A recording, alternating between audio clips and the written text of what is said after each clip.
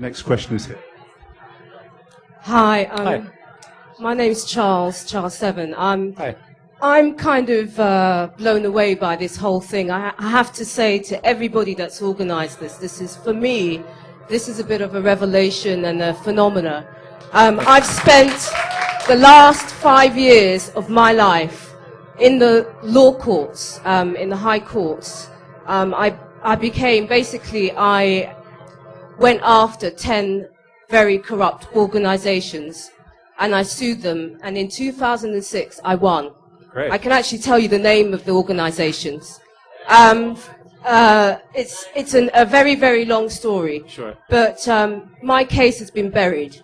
It's been buried because they didn't want it to be known that a black woman from, actually live in West London, from nowhere land, sued 10 corporations and won. I studied law myself in order to do it.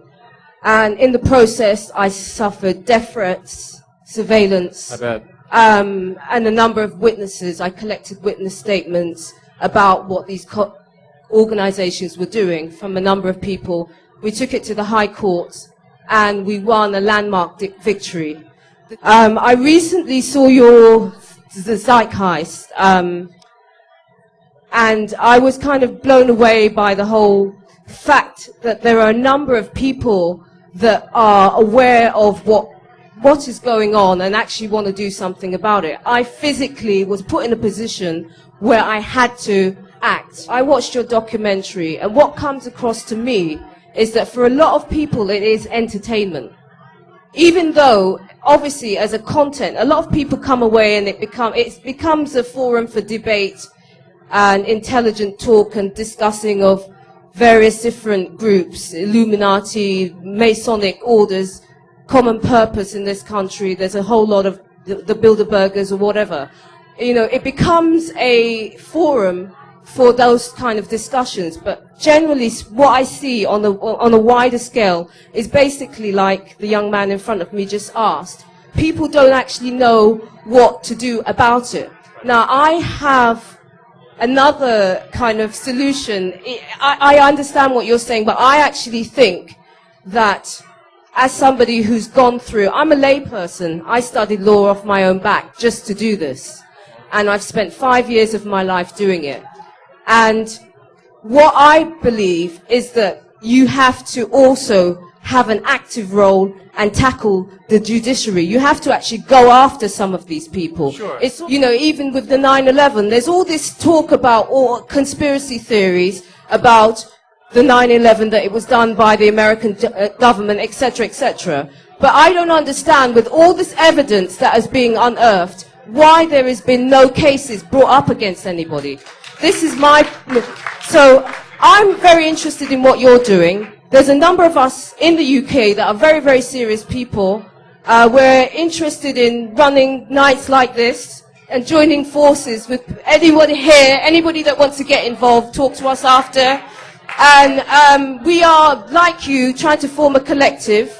We don't have a name, a Zeitgeist, but as long as we're coming from the same place, I think that people should... What do you think about that, tackling the judiciary? What do you personally think about that?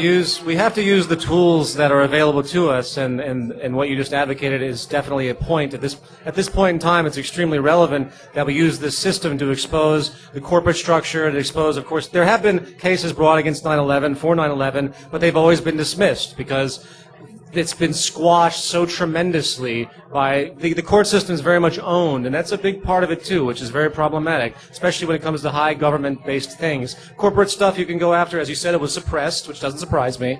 You know, there's like a big corporate, as denoted in this film, there's a big corporate lawsuit against Chevron because they dumped about 18 times the amount of oil that the Exxon Valdez did. They did it deliberately into the rainforests of the Amazon. And, you know, these things have to happen. They have to be done.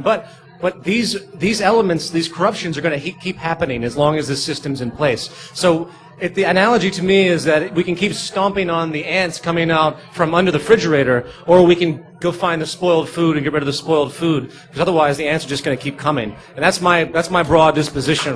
But I agree with you. I totally agree with you. But I just don't think that's the end. What was your name again? Charles. if you could stick around for the open mic, I'm sure we can discuss this more, but this is not really the time for comments. The media? Well, hold on. I'm sorry. I want a question from somebody who hasn't spoken, so Diana. Thank you. This is actually sort of a personal question. Okay. As I'm sure you're aware, there's a kind of backlash against you on the internet, and some of it, as might be expected, is from, sort of the rabid so-called Christians that say the whole thing is anti-Jesus. Fine. But what worries me a bit is that some of the people, it's almost, we've become so paranoid, I guess, as a culture, that people who actually believe a lot of the content of your film are also suggesting that you're part of the disinformation campaign yourself. Yes. And I'm just wondering, how that affects you personally, how you deal with the absurdity of that, and if you're worried for your own safety, or what do you think about all that? I've looked at the sources of a lot of that. People email me a lot of stuff about that. I have people like Alex Jones who have chosen to directly offend and assault me verbally and do everything he can to basically put everything I say down, which is amazing to me. And I feel that, for example, he has triggered this for more than anybody else. I've had people in the religious community try to make websites to disprove things, but I've never had a hate campaign against me. But this new idea that this is the New World Order, that this is the Illuminati, they go through the film and they say, ooh, he's got a triangle with a sun in it. It must be the fucking Illuminati. And I just think it's so incredible. And Alex Jones, I'm sure a lot of you guys have listened to him. And I have very little comment on that. I also have a similar question, actually, which I've seen a lot of people ask online, which is you making money from selling the films. I'll leave you to respond to that. Do you make money from selling the films? I sell the DVDs for $5. I put the thing online for free the day the first one came out. The second one came out. The first one was actually a free production I did in Lower Manhattan, and I had no idea that I would ever get any interest. And it's actually very illegal, and I had to go back retroactively. I think the fact that I sell it for $5, which gives me about $1.50 in my pocket after shipping, and that put it on for free immediately after I had it up on the internet. I mean, immediately after I released it on the Artivist Film Festival, I put it up there. I think my altruism comes through. I spent about $120,000 on that movie, and luckily I do fairly well in my general bullshit commercial slave world in New York, so I'm willing to sacrifice that, and I'm not poor. I'm going to hopefully make my money back through time with this, because it gets popular. But I think it's altruistic enough. Anyone who thinks I'm trying to make money off of it, I don't think they get the larger picture. Obviously, I have to make some kind of money because I have to live too. So yeah, I think anybody who says that really doesn't understand the costs of making a good film.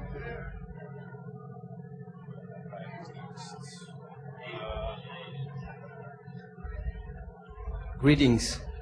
It's quite interesting that you said that I see the paradox in this. So you're actually saying that the system is going to crash, the monetary system? Well, it is crashing. It is crashing right now. So because I've been hearing this since I was conscious, that the system is going to crash. Well. So, and then there comes a story, because when you become self-sufficient, like for example, you start transition towns or other beautiful projects, you have to have a financial backbone. I also see yourself having a financial backbone by doing this project. So in a way you're saying get out of the system, but in a way you're also saying, but it's okay to stay in the system to do something good. Well, unfortunately, no one can escape the system. Okay, but so actually you're saying like use your common sense. Yes, absolutely. I'm saying because that's important to say also to the public, not to raise like a lot of panic, get out of your job, or just keep working in the nuclear plants and everything will work out by itself. Well, no, I think that there's a certain degree of rejection that it can occur, outside of your general survival. Obviously, there is a paradox here, and I totally understand that, and I can't say that it's an easy answer, but first of all, you have to realize these base, simple things, I don't respect what I have to do in my advertising nonsense that I do in New York as a freelance editor. What? I love it, advertisement. for the good things. Well, nevertheless, but I understand what I have to do, and I try to conduct myself in the least greed-based orientation I can. Because I don't want to go too far into this, but the business structure is a chiseling mechanism of everyone basically chiseling off of everybody else to get as much money as they can. You know, a businessman walks in and sits down at a table, and there's another businessman across from him, and one's selling something, one's buying something. They're engaging in negotiation, but all they're really doing is trying to screw each other over as best they can. And this goes on every day, all over the world, thousands and millions of times a day, on multiple levels. Like, for example, in our relationships, men sometimes traditionally think that they own their girlfriends or wives. There's these ownership elements that actually occur in like human relationships, and I think that's a distortion too. I mean, obviously there's a commitment between a relationship, but to think that a woman or a man owns each other in some way, like my wife, you lost your wife. Why didn't you hang on to your wife? You know, shit like that. It's very pervasive and it's very sick. So being aware of that and being conscious of that, while understanding you have to survive and you have to submit, I mean, that's the fine line that you have to walk until some change is pushed forward. So I understand what you mean, by all means. Thank you. Hi, Joseph. Hi. What do you think of Barack Obama, and do you think he'll be good for America? Obama? No. Well, I don't know. I doubt that. Obama is when you look at his backers, and that's what most people in America don't look at. They don't look at who's actually behind the scenes. First of all, Obama, I think, was the made man a long time ago. McCain had multiple opportunities to go after Obama for all these incredible weaknesses, and he never did, for one. Two, Obama crushed McCain in his overall financing. As I say in Zeitgeist Addendum, the more money you have, the more media you're going to get, the more money you have, the higher your odds. So Obama was about 150%, I think it was like 600 million for Obama and 320 million for McCain was the overall financing. That's a lot. And then when you realize that Obama's backers are pure Wall Street, I mean, he just named as his Treasury Secretary the head of the New York Fed. And I'm like, what? This guy's not for change. He's got to be kidding. And so anyway, then one of his main backers that you should be very fearful of is a man named Zbigniew Brzezinski.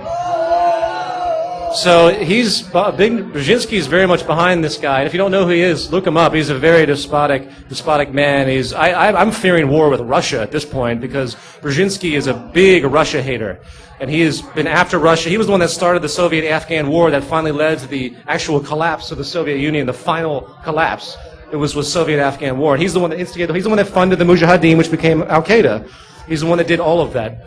So I wish Obama was what he said he was, but he's not. I'll believe the change when I see it. No. Yeah. What's that? Who? Oh, he did? Did he really? I didn't even know that. Oh, that's unbelievable. Of course he's going to win. He's got he was saying that there was a 30-minute TV commercial on all the networks apparently in the States. I missed this. I don't have a television, honestly. But yeah, 2 nights before the election. So they've been positioning him for a long time. They knew, first of all, if you look at the statistics, they knew a Democrat was going to come in office because this black and white paradigm that people use, all the Republicans have destroyed so much, the Republicans, have destroyed so much in this particular administration, in Bush, that it was a 9 out of 10 chance that a Democrat would be put in position because that's how this mass psychology works. They oscillate back and forth depending on the behavior of the prior president. And of course, the lowest rated president since Nixon was George Bush, the Nixon administration for Watergate, if you're familiar with that. So, yeah, it's a big fraud. It's a big scam. He was positioned. So I'm just going to take a couple more questions from people that haven't spoken yet. Sorry. What's that?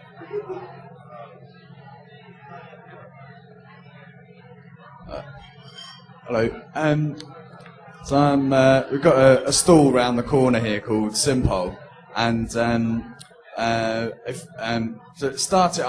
agree with you. The starting point of any discussion should be that everyone and everything is interconnected, and only from there, can we come to some kind of agreement. Sure. But what I see that what you're expanding the Venus project and also solving, changing the way, going to an era where we don't use money and there are no laws. I think that the Simple campaign would help that, because I see it as a transition period, which is it's a form of open source global politics and a campaign to drive all governments to cooperate with each other. So it's under that maxim that everyone and everything is interconnected, and I can't be free unless you're free. Right. And it's a non-hierarchical method to achieve that. And I could see that it would complement the Zeitgeist Addendum film. I think that's a very interesting idea. So it's by people around the world sign up to it and put forward policy content to be implemented globally by countries implementing these policies simultaneously, so no one suffers an economic competitive disadvantage by moving first. Right. So and so by joining it, you put yourself on equal footing with other people around the world, and therefore it breaks down barriers of stupid ideas like, oh, we're different, or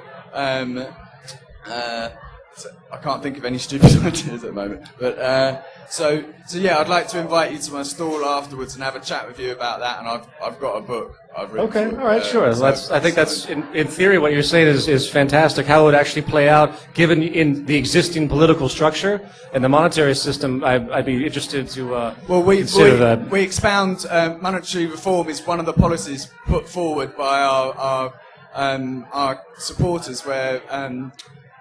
We say that money should be issued into the system interest-free by social institutions rather than by private banking institutions that have a privilege of issuing the money into the system. There's many corrective measures that can be made in the current monetary structure to help things, but I think in transition that should happen, and I totally agree, but we can't get lost in that because we have to move forward. But I totally agree with your ideas.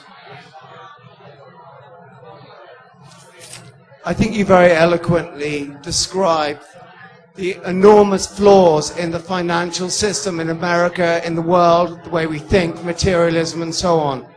You applied a very exact and a very elegant science to it. In the latter part of your film with the Venus Project, it's a science, but I'm not sure it's that exact a science. I don't think that the answers that we're looking for can necessarily be described on a stage by you right now or by anybody else. They may be things outside of our current way of thinking. Well, obviously. Has that occurred to you? I think it's boring. This debate has become a platform for people to sort of voice gripes and personal things. I mean, can we not think a little bit more out of the loop rather than talking about tiresome details here? I'm not sure what your question is, though. What's your question? What's that? Okay. Well, what I would say in general is that I'm not advocating some set system that is, this is it, black and white. When I started learning about the Venus Project, I had numerous questions, and I was actually very skeptical of the concepts because it was so foreign to me. And everything is foreign to everyone continuously as knowledge progresses. In other words, there's always going to be something new to discover. So it's the soul elements, the core attributes that are so important. And those are the fact that our financial system creates aberrant human behavior. Not only psychologically, but structurally, because structurally it's completely manipulative. So you're only as free as your purchasing power will allow, for one, and then you're always in debt, so you're always a slave to the corporate system, for two, because the only way money can be created is out of debt.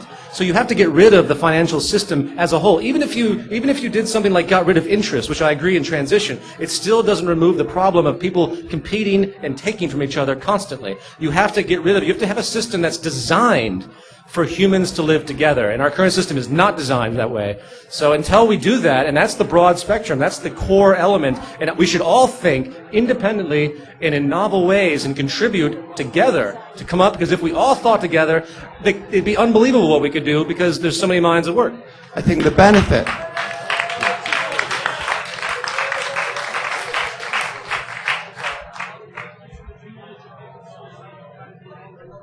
at this moment, At this moment, you can see a lot of information that he's done in his books. There are certain things that are very, very complex, and I've actually talked to him that he does not release because he thinks they would be used for destructive purposes.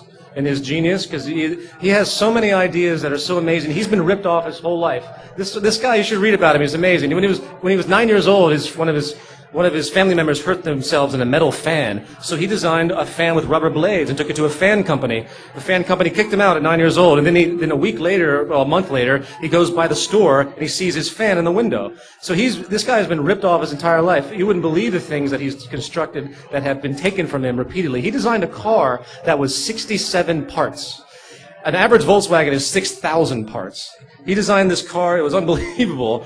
Anyway, I don't want to go in all this, but it's not open source because he doesn't want people to abuse his ideas because he knows the system as it is. He knows that there are certain things. He has ideas about reducing pollution, how to get rid of things regarding nuclear pollution. He has incredible ideas. And in time...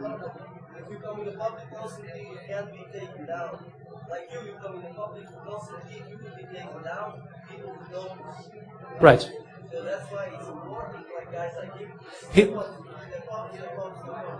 The thing is, all of his ideas technologically are supplemental to his perspective on the social system. So they're not as relevant. I mean, he has tremendous ideas of efficiency and how to produce so many different things, and there are all sorts of other scientists that do as well. But they're out of line with the structure. Everyone tries to make money. For example, ET3, which is the organization that has the maglev train that goes 4,000 miles an hour, that virtually exists.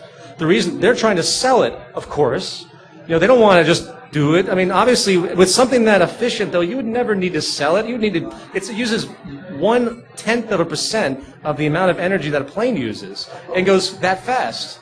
So, with that type of efficiency, there's no wheels, nothing can wear out, very little maintenance. You could have all the tube stations in London going at lightning speed, and you just build a tube so no one can jump on the trash. There's all sorts of things. You just put your mind to it, you can think of. So anyway, it's the social design that's the most important. And that's what I'm advocating more than anything else. And through time, if things progress, his ideas for all of these elements, which are very much out there, broadly speaking, it's just a matter of getting scientific minds to move forward with the specific direction.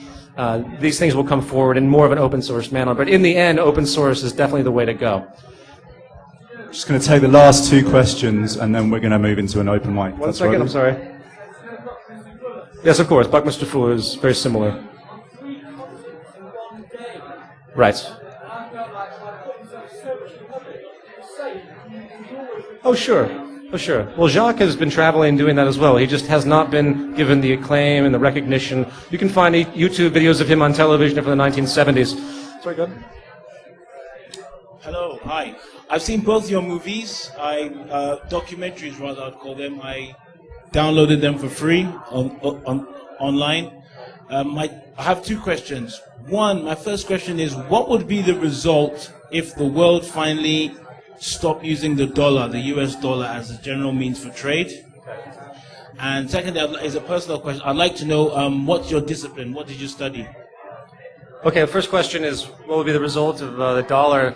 Well, basically, the dollar as the reserve currency has kept America in its hegemonic position for a long time, ever since the 1970s, when Saudi Arabia decided to use the dollar as its petrodollar. And that's been, I think what would happen if the dollar was removed as the world currency, they would just replace it with something else. It would definitely have a strong effect on America, because America has gotten away with so much because every other country needs the dollar to buy oil. So if you want oil in your small country, you have to either take a loan from the World Bank to get the dollar, or you have to go through, which is usually the case, or you have to go and buy the dollar through conversion, which isn't just as easy as converting. They actually have to buy the dollar. So they actually buy bonds, for example, in order to get the dollar, in order to get oil. So if that stops, then it just means further demise for the United States, which is well needed in many ways. But that's basically the ramifications of that. And as far as my discipline, I am a musician, and I studied percussion for many years. That was my training, and then I moved into music because I couldn't make a living wanted as a percussionist, as a musician, as a composer. So I got into the commercial industry in New York, and I was very unrewarding, so I continued my own work. And then I made these two films as an altruistic expression, all my music and stuff. So it's very artistic for me. in multiple ways, not only as a political expression or a humanist expression, but is more so as a general artistic expression, which is why I do so much with effect and things like that. So, thanks.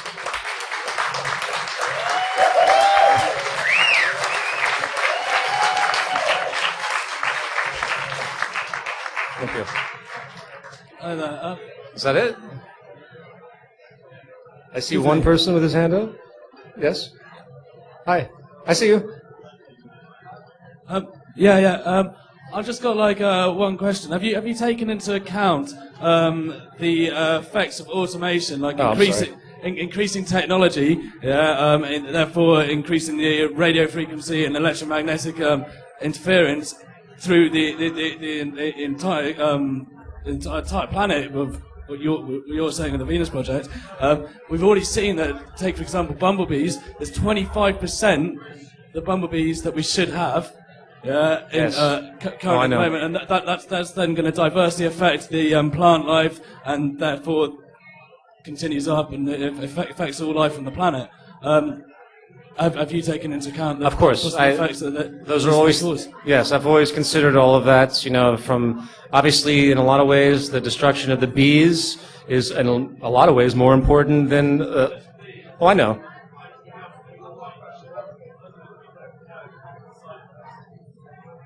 Right.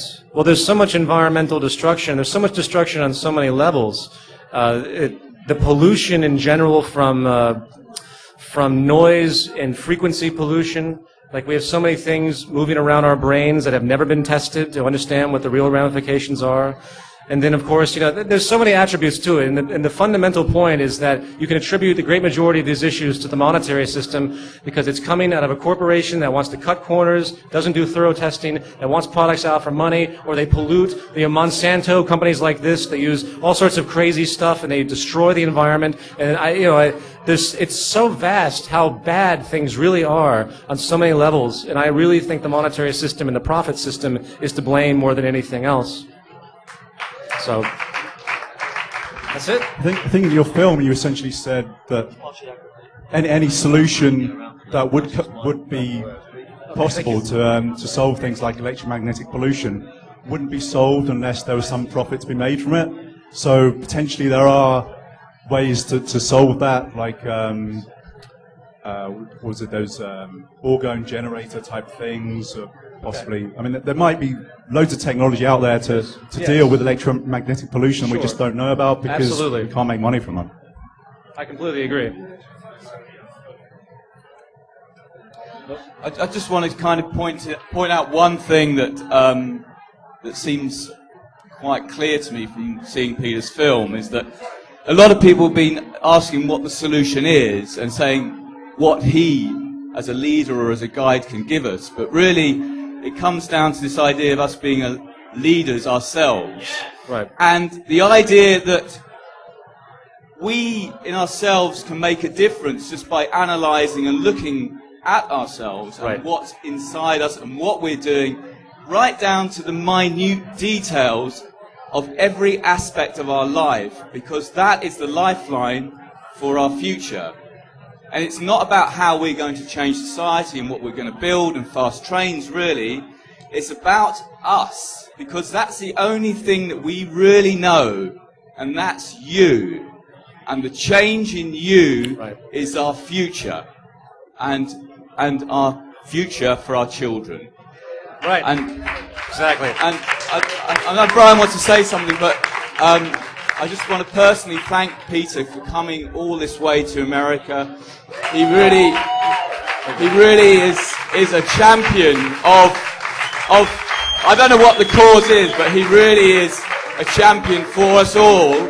And if we can take just some of the messages and the ideas that are in this film and adapt it and use it for our own purposes and groups and formations, then we're really going to go forward in the future. 1 second, sir. Let me finish, because it's important. That we will really go forward in the future and create an amazing civilization, society without boundaries, religions and so forth. And we can do it. We are at a tipping point with massive deadlines crashing towards us, but we can do it. And the addendum shows us a way forward. But it's you, everyone out here, that can do it. And I wish you all the best in the journey. I just have one. I'd like to just ask one thing of you, your opinion, yeah? Because it was stimulated by what you said about Barack Obama being selected, right? And maybe that's true, maybe it's not true. I was a great supporter of Barack Obama, the whole campaign. And the reason why is because as an animal, I could smell an animal that I felt was in good shape, was healthy, right? And the vehicle of our society needs a driver at this time. There has to be a driver, right? And I'd rather have a driver there. I mean, I could smell George Bush the moment I saw him. I knew he was bad news. I could smell Barack Obama and I say he's good news. And he can't do our work for us. He's a lens through which we can focus our action. But what I'm concerned about, if we tear down the good people, I don't want to see society crash in a way where there's marauders in the streets and women being raped and kids starving and all the terrible things that happen when a society breaks down. Yes, I'm glad it's breaking down, but I don't want it to break down in a totally chaotic way. And I think it's really important that we support the leaders that come forward, that stand in the light, that we don't tear them down. I completely agree. Thank you. I completely agree. I don't want to see blood running in the streets or anything like that as well. I do believe that the breakdown is a natural culmination that people need to understand and that people need to use in their awareness and their waking up of what's actually happening. I think that it's for every instability creates change, and this instability is going to have very strong ramifications. I got to tell you, I don't think Barack is going to help much of anything. What he's going to do is going to continue to bail out the larger establishments. I think he'll be a little bit nicer. He's going to look a little bit cleaner. He's going to be better. I think it's very awesome in a poetic sense that there's a non-white person in the White House. That's great. But as far as the actual relevance of what his backing is, of what he is, and of what I think is going to happen over the course of his administration, of what I think Barack will actually do, and again, I hope I'm surprised. I think you're going to see a lot more of the same. It's just going to be a little bit more tame. They're not going to start invading places for a while. They're not going to do anything. They're going to try their best to get a hold of the destabilization that's occurring. But there's only so much they can do. The system is out of his hands. There's really nothing he can do except renovate the system from top to bottom, which he is not going to do. I mean, this collapse is of its own accord. And it's been happening for a long time. It's contrived in one sense, and it's a natural culmination on the other. I don't believe in the conspiracy theory that it's one big contrived thing and they're trying to take down everything, like pushing a button. It's not that simple. It's not that cut and dry. What it is a Ponzi scheme that's failing, that they've been using for their own means for a long time, and they've reached the point of tip, and it's tipping right now. They've reached the tipping point. And that's what's happening. I don't think Barack is going to help anything like that. Will he be a better face on it than Bush? Absolutely. Will he make people feel a little bit better? Yes. And there is a certain psychological ramification to that because you need people to be placated. You don't want people to get the real sense of what's happening because they will run to their bank and take all their money out. And you'll have bank runs, which is the final step of a complete failure of the system. And that's when things will really get bad. So I hope.